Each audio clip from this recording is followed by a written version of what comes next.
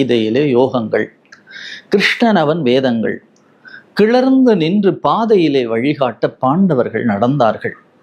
பாரத போர் கோதையினால் தொடங்கிற்று, கோகுலனாய் முடிவிற்று, கோவிலாகி மாதவனாய் மாயவனாய் மணிக்குன்றாய் நிற்பவனை மனங்கொள்வீரே என்று சொல்கிறார்.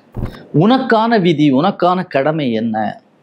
நீ இதை விட்டுவிட்டு நான் துறவரமாக போய்விடுகிறேன் என்று சொன்னால் உன்னுடைய கடமையிலிருந்து நீ வழுவியவனாக ஆகிறாய் என்று சொல்லி பகவான் பகவத்கீதையை உபதேசம் என்கிறார். அந்த உபதேசமானது இந்த உலகம் முழுமைக்குமானது, எல்லா காலத்திற்குமானது. திரௌபதி அந்த தேசத்தினுடைய மகாராணி, அவளுக்கே அந்த தேசத்திலே பாதுகாப்பு இல்லை என்று சொன்னால் அந்த தேசத்தின் கடைக்கோடி மனிதனை யார் பார்ப்பார்கள்? ஆகையினால இந்த போர் உங்கள் குடும்பத்திற்கான போர் இல்லை, உங்கள் அண்ணன் தம்பிக்கான போர் இல்லை, உங்கள் பங்காளி சண்டைக்கான போர் இல்லை. இந்த போர் இந்த தேசத்திற்கான பாதுகாப்பிற்கான போர், அதர்மத்தை அழிப்பதற்கான போர் என்று சொன்னார் பகவான். பாதையிலே வழிகாட்ட பாண்டவர்கள் நடந்தார்கள். பாரத போர் கோதையினால் தொடங்கிற்று.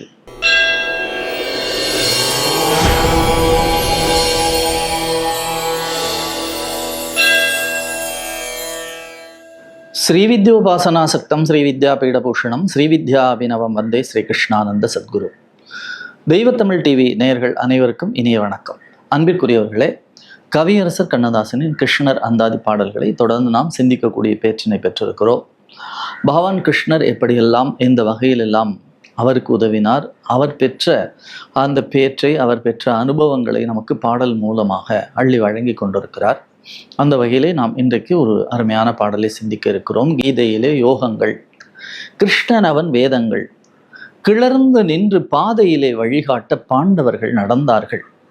பாரத போர் கோதையினால் தொடங்கிற்று, கோகுலனாய் முடிவிற்று, கோவிலாகி மாதவனாய் மாயவனாய் மணிக்குன்றாய் நிற்பவனை மனங்கொள்வீரே என்று சொல்கிறார். கோவிலாகி மாதவனாய் மாயவனாய் மணிக்குன்றாய் நிற்பவனை மனங்கொள்வீரே, நீங்கள் மனத்திலே ஏற்றுக்கொள்ளுங்கள். அவன் யார்? அவன் எப்படிப்பட்டவன்? எதை இந்த உலகத்திற்கு தந்தான்? கீதையிலே யோகங்கள், கிருஷ்ணன் அவன் வேதங்கள்.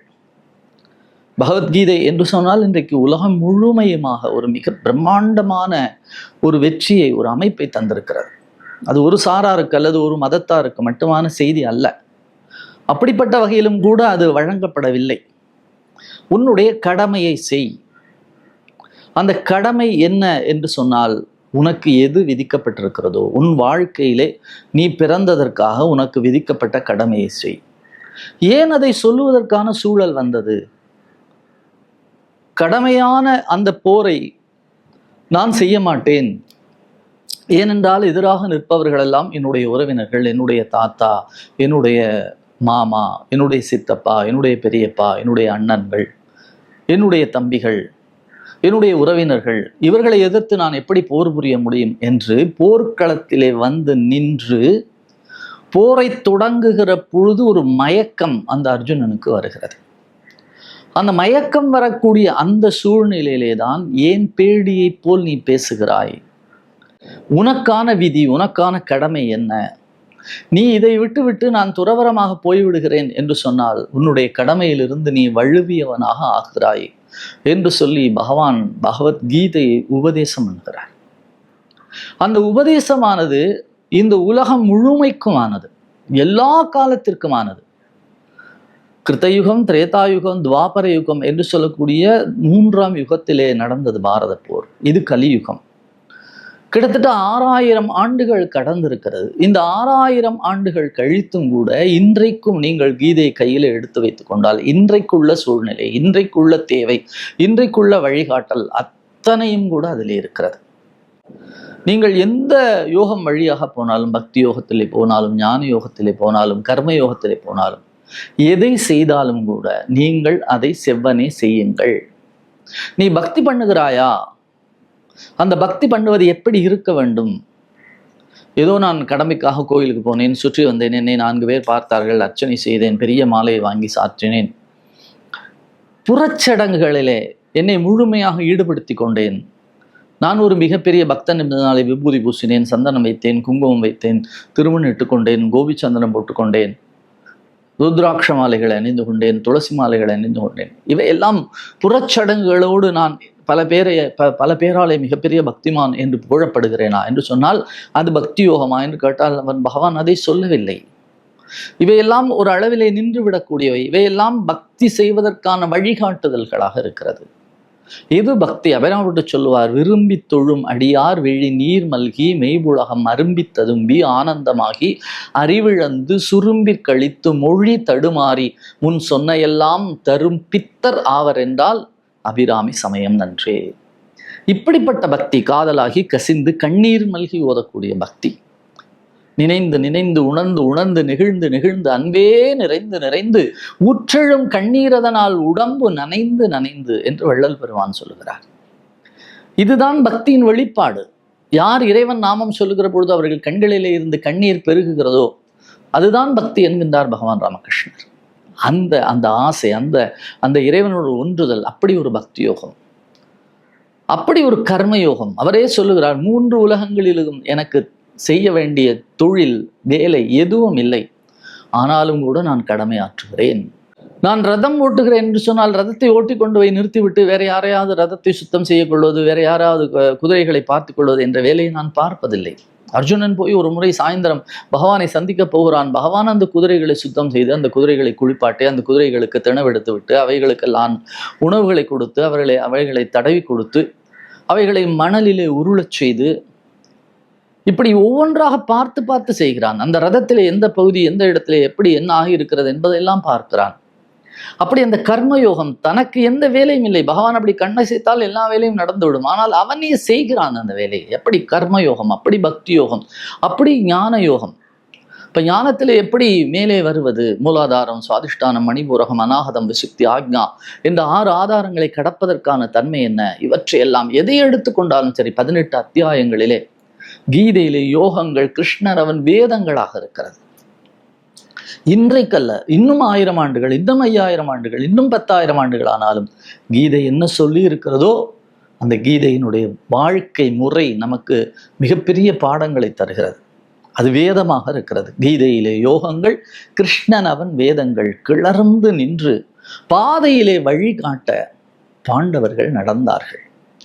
இதுதான் பாதை, இதுதான் பயணம் என்று அவன் வகுத்து கொடுத்த வழியிலே அவர்கள் மிக அற்புதமாக நடந்தார்கள். ஏனென்றால் அது இறைவன் காட்டிய வழி.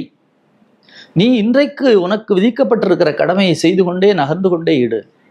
நீ திரும்பி பார்த்து நேற்றைய கவலைகளை ஏன் இன்னும் சுமந்து கொண்டிருக்கிறாய்? அது முடிந்து விட்டது. அதை நீ என்னதான் மனது வைத்தாலும் திரும்ப பெற முடியாது. இல்லை, நாளையை பற்றிய பயம் உனக்கு எதற்கு? நாளை பொழுதை இறைவனுக்கு அளித்து நடக்கும் வாழ்வில் அமைதியை தேடு என்று கவியரசரை ஒரு இடத்துல சொல்கிறார். வாழ்க்கை என்றால் 1000 இருக்கும், வாசல் தோறும் வேதனை இருக்கும். எந்த துன்பம் எது வந்தாலும் வாடி நின்றால் ஓடுவதில்லை. எதையும் தாங்கும் இதயம் இருந்தால் இறுதி வரைக்கும் அமைதி நிலைக்கும். இதெல்லாம் எப்படி வந்தது? எல்லாம் பகவான் தந்த அந்த அற்புதமான பகவத்கீதை வரிகள். கீதையிலே யோகங்கள், கிருஷ்ணன் அவன் வேதங்கள். கிளர்ந்து நின்று பாதையிலே வழிகாட்ட பாண்டவர்கள் நடந்தார்கள். பாரத போர் கோதையினால் தொடங்கிற்று. யாராலே இந்த போர் தொடங்கியது? பின்னாலே அர்ஜுனன் பேடித்தனமாக நிற்கிற பொழுது பகவான் கிருஷ்ணன் சொல்லுகிறார் இந்த கீதையினுடைய உபதேசத்திலே, அர்ஜுனா, உனக்காக, உன்னுடைய குடும்பத்திற்காக, உன்னுடைய அண்ணன் தம்பிக்காக, உன்னுடைய மனைவிக்காக இந்த போர் தொடங்கப்படவில்லை. நன்றாக தெரிந்து கொள். இந்த போர் எதற்காக தொடங்கியது என்று சொன்னால், ஒரு தேசத்தினுடைய உச்சபட்ச தலைவியாக இருக்கக்கூடிய ஒரு மகாராணிக்கே அந்த தேசத்திலே பாதுகாப்பு இல்லை என்று சொன்னால் அந்த தேசத்திலே கடைக்கோடி மனிதனை யார் பாதுகாப்பார்கள்? இதுதான் அங்கே கேள்வி. திரௌபதி அந்த தேசத்தினுடைய மகாராணி, அவளுக்கே அந்த தேசத்திலே பாதுகாப்பு இல்லை என்று சொன்னால் அந்த தேசத்தின் கடைக்கோடி மனிதனை யார் பார்ப்பார்கள்? ஆகையினால இந்த போர் உங்கள் குடும்பத்திற்கான போர் இல்லை, உங்கள் அண்ணன் தம்பிக்கான போர் இல்லை, உங்கள் பங்காளி சண்டைக்கான போர் இல்லை. இந்த போர் இந்த தேசத்திற்கான பாதுகாப்பிற்கான போர், அதர்மத்தை அழிப்பதற்கான போர் என்று சொன்னார் பகவான். பாதையிலே வழிகாட்ட பாண்டவர்கள் நடந்தார்கள். பாரத போர் கோதையினால் தொடங்கிற்று. திரௌபதி அவமானத்தை சந்தித்ததனாலே அங்கே தொடங்கிற்று. யார் முடித்து வைத்தார்கள்? கோகுலனால் முடிவிற்று. பகவான் அதை நல்ல விதமாக முடித்து வைத்தார். கோவிலாகி மாதவனாய் மாயவனாய் மணிக்குன்றாய் நிற்பவனை மனங்கொள்வீரே. யாரை நாம் மனம் கொள்ள வேண்டும்? இந்த சூத்திரதாரி, இந்த பிரபஞ்சத்தை நடத்தக்கூடியவன், இந்த பிரபஞ்சத்தை நடத்தக்கூடிய இந்த அற்புதம் இருக்கிறது, இந்த அற்புதத்தை நமக்கு கீதை என்னும் சொல்லக்கூடிய அற்புதமான ஒரு பாடத்தை தந்து, இன்றைக்கும் அல்ல, இந்த பிரபஞ்சம் உலகம் இருக்கின்ற வரைக்கும் அது நமக்கு மிகப்பெரிய வழிகாட்டுதலாக அமைந்து கொண்டே இருக்கிறது. நீங்கள் எந்த யோகத்தை வேண்டுமானாலும் பின்பற்றுங்கள், எல்லாவற்றையும் விட்டுவிட்டு அவன்தான் சரணம், அவன்தான் சரணாகதி என்று சரணமடையுங்கள் என்று நமக்கு சொல்லி தந்தாரே, அந்த அற்புதத்தை நமக்கு கவியரசர் படம் பிடித்து காட்டுகிறார். கீதையிலே யோகங்கள், கிருஷ்ணன் அவன் வேதங்கள் கிளர்ந்து நின்று பாதையிலே வழிகாட்ட பாண்டவர்கள் நடந்தார்கள்.